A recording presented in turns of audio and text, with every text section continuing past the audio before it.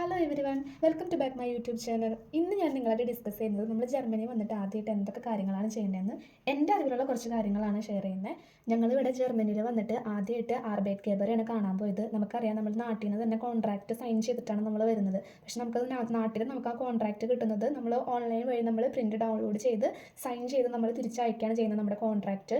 പക്ഷേ ഇവിടെ വന്നിട്ട് നമ്മളത് ഒറിജിനൽ നമ്മൾ ആർബൈറ്റ് ഗേബറുടെ അടുത്ത് പോയി നമ്മുടെ ഒറിജിനൽ കോൺട്രാക്റ്റ് നമ്മൾ സൈൻ ചെയ്ത് കൊടുക്കണം. അതുപോലെ തന്നെ നമുക്ക് താമസിക്കാനുള്ള മോണിങ്ങിൻ്റെ ഫെട്രാഗ് കോൺട്രാക്റ്റ് നമ്മൾ സൈൻ ചെയ്യേണ്ടതുണ്ട്. അപ്പോൾ നമ്മളത് ആദ്യമായിട്ട് നമ്മൾ സൈൻ ചെയ്യുമ്പോൾ ഓൾറെഡി നമ്മുടെ കോൺട്രാക്റ്റ് നമ്മൾ നല്ലോണം വായിച്ചിട്ടായിരിക്കും നമ്മൾ നാട്ടിൽ നിന്ന് നമ്മൾ സൈൻ ചെയ്യുന്നത്. പക്ഷേ മോണിങ്ങിൻ്റെ കോൺട്രാക്റ്റ് നമ്മൾ നല്ലോണം വായിച്ച് നോക്കുക.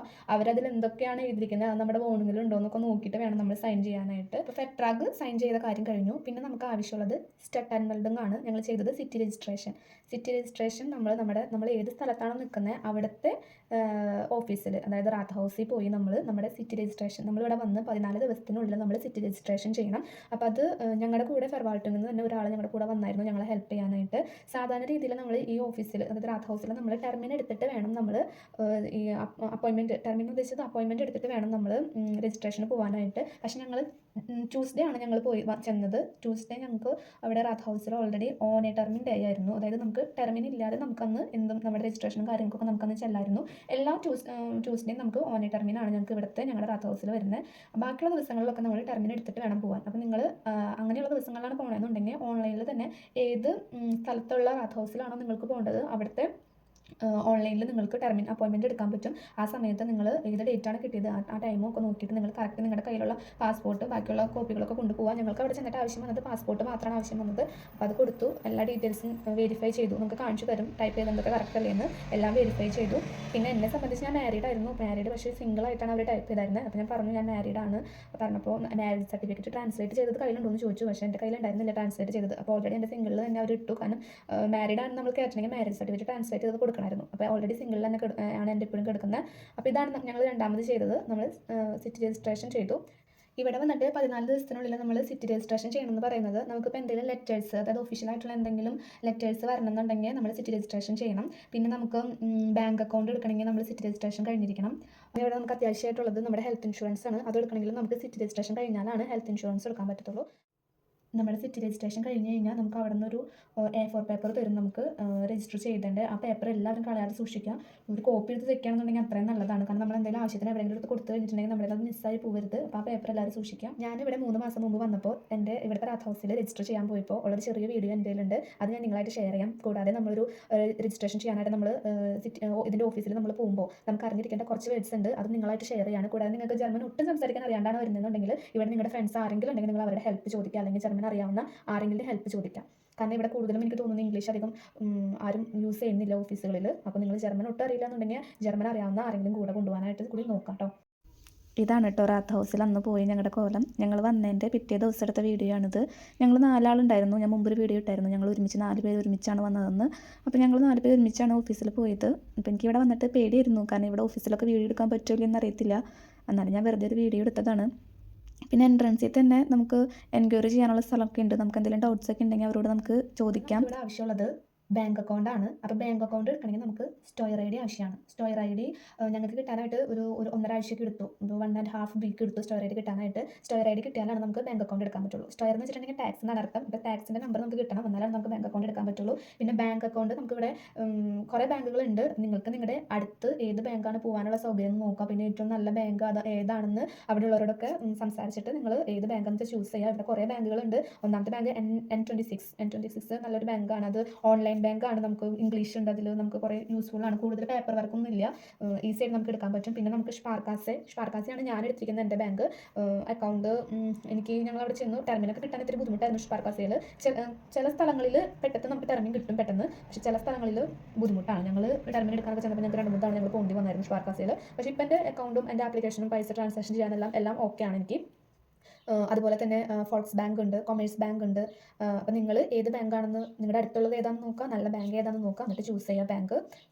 ഇനി നമുക്ക് ഏറ്റവും അത്യാവശ്യമുള്ളത് ഡോയ്ഷ് ബാങ്ക് കാർഡാണ്. ഡേബേ എന്നാണ് പറയുക നമ്മളിവിടെ. അതിൻ്റെ ആപ്ലിക്കേഷൻ ഉണ്ട്, അത് ഡൗൺലോഡ് ചെയ്യുക. പിന്നെ ഒരു കാർഡ് കൊടുക്കാം, മന്ത്ലി കാർഡ്. അപ്പോൾ ഞങ്ങളിവിടെ വന്ന സമയത്ത് ഡേബയുടെ കാർഡ് എടുക്കാൻ വേണ്ടി ഞങ്ങളൊരു ഓഫീസിൽ ചെന്നായിരുന്നു. അപ്പോൾ അവിടെ ഞങ്ങൾക്ക് ബാങ്ക് അക്കൗണ്ട് ഇല്ലാത്ത കാരണം കൊണ്ട് നേരിട്ട് നമ്മൾ പൈസ കൊടുത്ത് നമ്മൾ ഡേബയുടെ കാർഡ് എടുക്കുകയാണ് ചെയ്തത്. പക്ഷേ അത് വളരെ എക്സ്പെൻസീവ് ആയിരുന്നു. €78 കൊടുത്തിട്ടാണ് ഞങ്ങൾ 1 മന്ത് ഡേബേ കാർഡ് എടുത്തത്.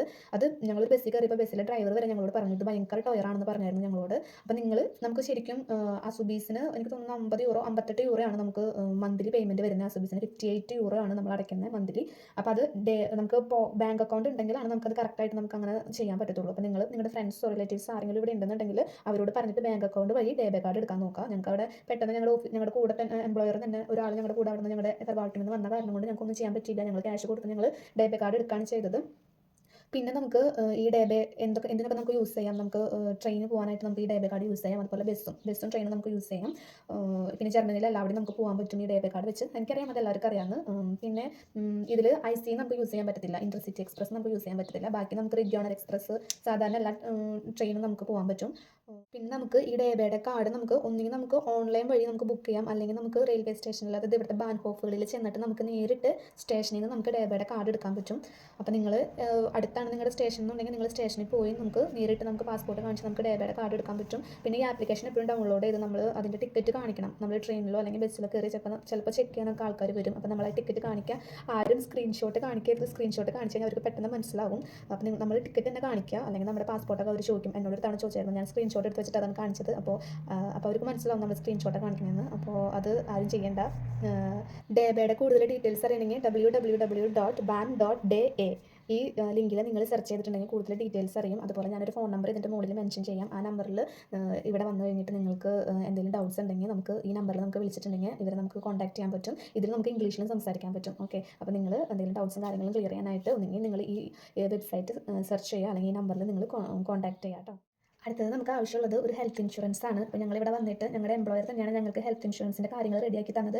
ഞങ്ങളെടുത്തത് ബാർമറിൻ്റെ ഹെൽത്ത് ഇൻഷുറൻസ് ആണ്. ഇവിടെ 2 ടൈപ്പ് ഓഫ് ഇൻഷുറൻസ് ആണുള്ളത്. ഒന്ന് പബ്ലിക് ഹെൽത്ത് ഇൻഷുറൻസും 2 പ്രൈവറ്റ് ഹെൽത്ത് ഇൻഷുറൻസും. അതായത് പ്രൈവറ്റ് ഹെൽത്ത് ഇൻഷുറൻസ് എന്ന് പറയുന്നത് ഇപ്പോൾ നമ്മൾ നല്ല സാലറിക്ക് ആയി കഴിയുമ്പോൾ കുറച്ചും കൂടി നല്ല അഡ്വാൻറ്റേജ് കിട്ടാൻ വേണ്ടിയിട്ടാണ് നമ്മൾ പ്രൈവറ്റായിട്ട് ഹെൽത്ത് ഇൻഷുറൻസ് എടുക്കുന്നത്. അല്ലാന്നുണ്ടെങ്കിൽ നമ്മൾ പബ്ലിക് ഹെൽത്ത് ഇൻഷുറൻസ് ആണ് എടുക്കുന്നത്. ഒരു അസുഖം എന്ന നിലയിൽ നമ്മൾ അത് സ്റ്റുഡൻസ് പബ്ലിക് ഹെൽത്ത് ഇൻഷുറൻസ് എടുക്കാതിരിക്കും നല്ലത്. പബ്ലിക് ഹെൽത്ത് ഇൻഷുറൻസിൻ്റെ കുറേ നല്ല ഇൻഷുറൻസുകളുണ്ട്. അതിലൊന്നാണ് ബാർമർ. ഇതുവരെ കുഴപ്പമില്ല, നമുക്ക് ഡോക്ടറെ വിസിറ്റ് ചെയ്യാനും അത്യാവശ്യം എല്ലാ കാര്യങ്ങളും നമുക്ക് നടക്കും.